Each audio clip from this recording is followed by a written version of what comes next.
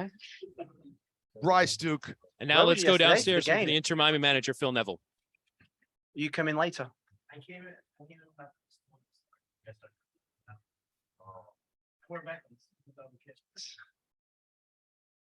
Or did Beckham's wear Franco's?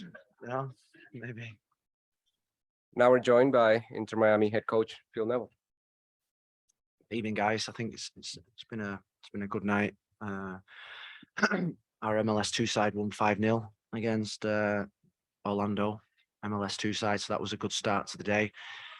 They played some fantastic football, and then we've gone out there tonight, and we said some before the game that we'd obviously had read a lot over the last 48 hours about, you know, massive game, humongous game, gigantic game, do or die game. This is it.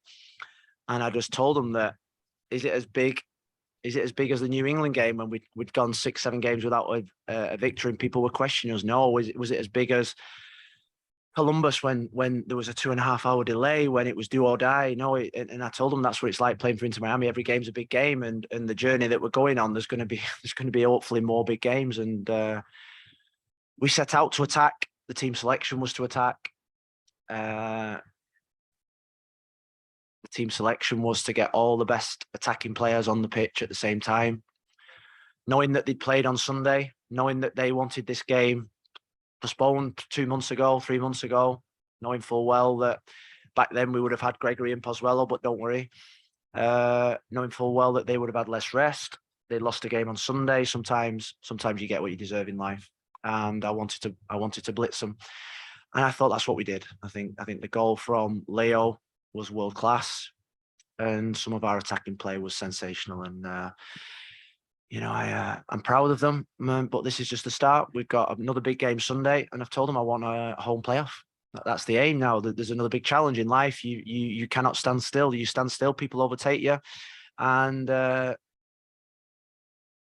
told them that if we get a home playoff, that teams come into the Drive Pink more often than not lose. So it gives us a real good chance. And I think it's worth fighting for on Sunday. It's worth sacrificing over the next 72 hours, everything that you've got in your life, just to rest and recover and to focus on what Sunday will bring. We had a lot of tired legs out there. We had a midfield, apart from Motta, that probably hadn't played 90 minutes in probably 6 months. So I knew that they would blow. I knew that they would blow up at some point. But and that was my reasoning really for not starting Victor Yajora in a way, because I thought, if he starts, then I've got nobody to bring on in midfield, and I needed him to come on at 60 minutes. I knew that Indiana or Bryce or Robert Taylor would probably blow a gasket, and they did. And Victor came on was sensational again, and I owe him a lot, Victor Joe, because of what he brings to the team and the lack of opportunities that he hasn't had, and the attitude that he shows. He's the heartbeat of this team. And I suppose tonight you saw the celebrations at the end with our supporters, is that I think after the last away game, I said I wanted this ground full, and I think we nearly got there. Sunday is Fan Appreciation Day.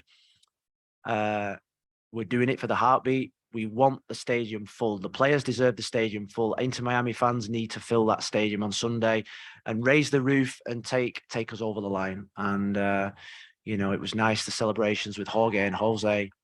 I spoke to David already. They're super happy, but with any driven people that are successful, they want more. And hopefully that's what we can give them.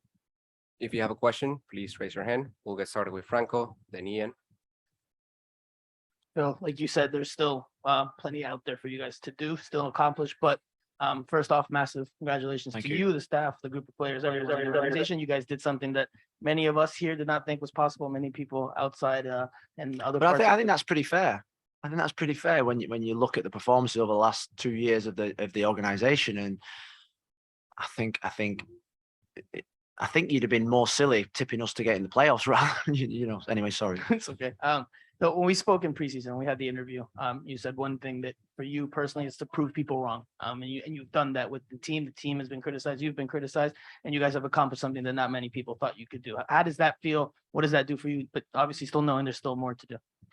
Well, I think in life, the experience that I've had in my life, I've always been part of a team.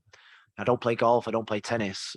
I play a part of a team, and without the team, you're never going to be successful. And I think in the off season, well, first things first, I think in the first season, I got incredible backing by the ownership, because they could have got rid of me because it wasn't pretty. It wasn't good. I didn't like what I was seeing myself.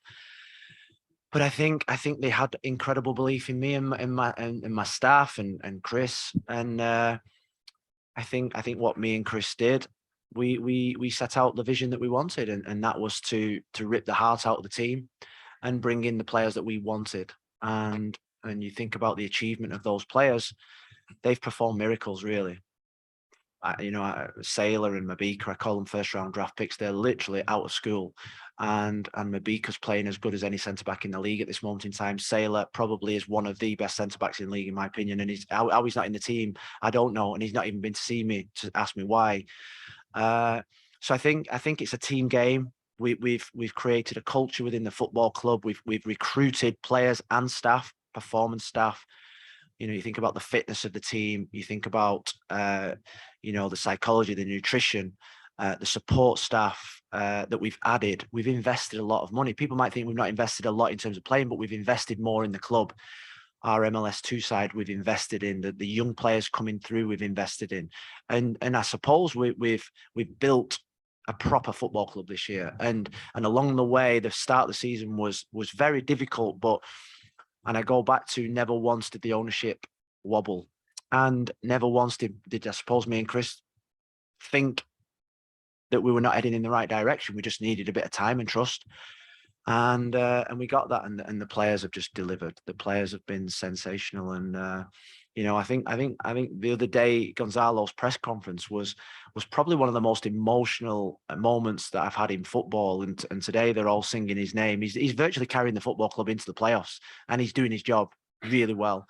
And at the back of my mind, I keep thinking, can he go again? Why would you want to give up football when you have that happiness? He said the other day, it's the happiest he's ever been in football. What a compliment that is to myself, the staff, and into Miami. So anyway, that's for another day. Next question, Ian, then we'll go to Chris Whittingham on the call. Thanks, Rafa. Congratulations, Phil. You personally, do you have any sense of validation with all the players, with everything that happened heading into this season, with the tremendous change, how long it sort of took? And people had said, well, this is your process. These are your players, and you're going to live and die by that process. This seems to be a little bit of validation for you. Would you agree? Yeah, but I think when you're in recruitment is the most important part of football, and what we did in the off season, I brought Don Scott in, Julian, Silas, performance, and Tom. So I knew I was going to get the fittest team because I'd worked with Dawn. She's one of the best in the world. So so that was the first thing. The team needed to be fitter. We were playing in 40-degree heat. We needed to be fitter. We needed to goal the distance. Because why? Because we were probably, in terms of talent, we were probably behind most teams in the league. But so we had to find another X factor. And the second thing is we recruited character. Every single person that came into this building, bar one, had the right character. We made a mistake on one player. And that's not bad when you're recruiting 18, 19 players. So I knew that when we were going over that white line, I had complete trust. I had no doubt in my mind that they were never going to let me down. Sometimes we've lost, sometimes we've won, sometimes we've drawn. But I knew that these players were never going to let me down in terms of effort. And that gives you a great foundation in life when the saying, attitude always beats talent. When talent doesn't want to work well, we've got attitude, we've got good attitude, and we've now got talent. And I think the game against Toronto, what that finally gave me was, I finally saw a team that had belief in themselves. I always had belief in them. I told them every single day of the week. But finally, after Toronto, with the body language, the performance, the way that they carried themselves, I thought this team's ready for the playoffs, and they're ready to win. And that's why over the last, asked Fahim there, I said to him today, I can't see anything other than a victory, and a good victory, because yesterday in training, the day before in training, they performed like champions. And that's because you get the right people on the bus heading in the right direction, you get performance. And now there's hopefully five big performances left in us, and starts at the weekend against one of the best teams in the league in Montreal. Chris Whittingham, we'll go here. Hi, Phil. With Gonzalo and how much has been said about him. I do think it's still worth revisiting, considering the club has made the playoffs tonight. 14 goals in his last 15. What would you say is the defining characteristic of this run and this second half of the season for him specifically? I think getting left out the team was the turning point. I think I can obviously say it now. He came to my office during that period and told me that he was quitting football at the end of the season. And I've got to say, from that moment, he started 2 days later, he scored goals. Philadelphia, he then started scoring goals. And it was as if the big weight had lifted off his shoulders, the pressure of carrying a football club, the pressure and expectation of being that world-class striker. You know, he's a deep thinker, he's a passionate man. And then all of a sudden, he just relinquished all pressure on himself. And then all of a sudden we saw just phenomenal performances. And, you know, he probably could have scored. I mean, his first goal tonight was world class, the way he took it. I thought he should have had one just before that. And then the penalty, he had to wait so long. But, you know, he's everything he touches is turning to goals. We're going to have to protect him on Sunday because he's our only centre forward now in the football club, probably. We're just pleased and proud and honoured to have him in our organisation. Rodrigo here, and Xavier. Thank you. Phil, good evening. Rodrigo, Radio Floor, Brazil. Massive result tonight. Congratulations to you and the team. What do you tell the squad prior to, you know, the playoffs within the first half of the Montreal game, for example? What are you going to get them pumped with, knowing that they're already in the playoffs? How do you get them motivated? Yeah, I want a home playoff football. I want a home playoff, and to do that we have to beat Montreal. And I think Charlotte and New York Red Bulls have got to draw. Maybe I don't know the permutation, but I think I want a home playoff. That's what we've got to do, because you think about teams that have done successful in the playoffs are the ones that play at home.